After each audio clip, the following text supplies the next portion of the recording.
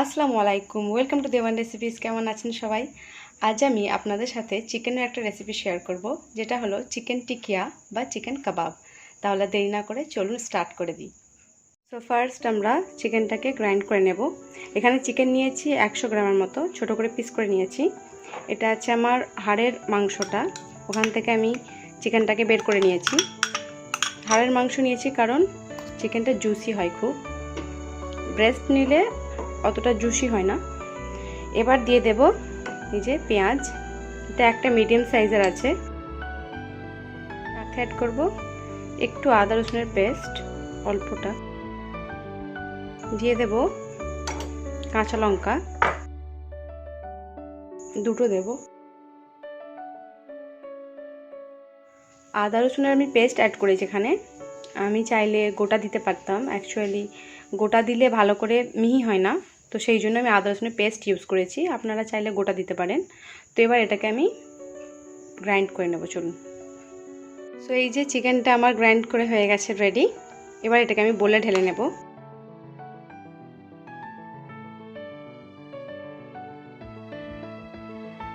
এবার অ্যাড করব যে ধনেপাতা কুচি,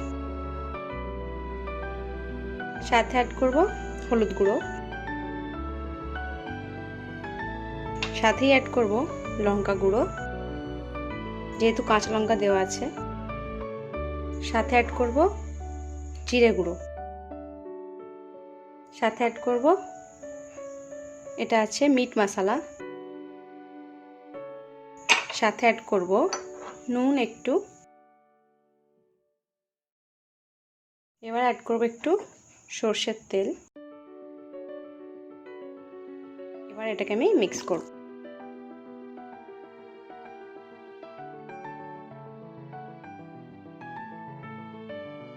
তো এই যে এটা আমার মিক্স করা হয়ে গেছে। এবার টিকিয়া বা কাবাবের শেপ দিয়ে দেব।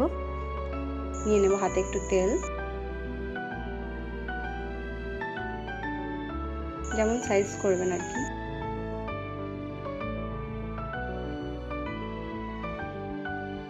গোল করলাম, এইভাবে সবগুলো বানিয়ে নেব।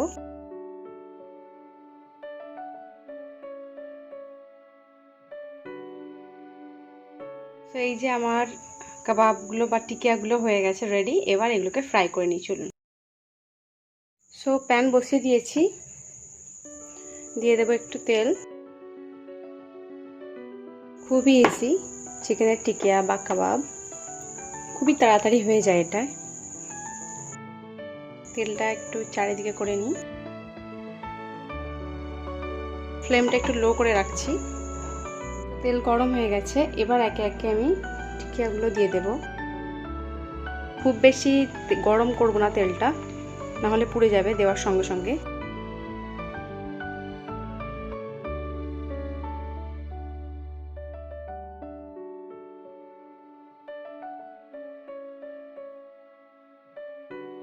লো ফ্লেম করে দিলাম আবার।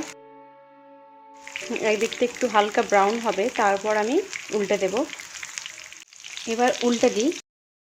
ওয়াও, এখন কত সুন্দর হয়েছে।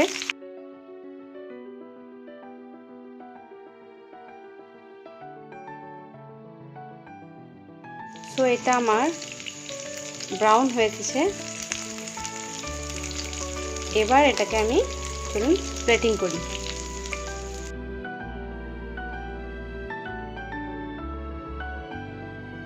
সসের সঙ্গে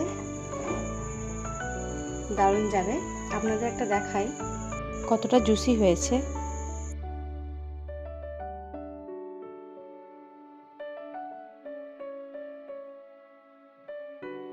গরম গরম সার্ভ করুন। রেসিপিটি যদি ভালো লেগে থাকে তাহলে অবশ্যই লাইক করুন আর বেশি করে শেয়ার করুন। আমার রেসিপিগুলি কেমন লাগছে আপনাদের অবশ্যই কমেন্টস করে জানান। আর হ্যাঁ, চ্যানেলে নতুন হয়ে থাকলে সাবস্ক্রাইব করতে কিন্তু ভুলবেন না। ভালো থাকবেন সবাই, আল্লাহ হাফেজ।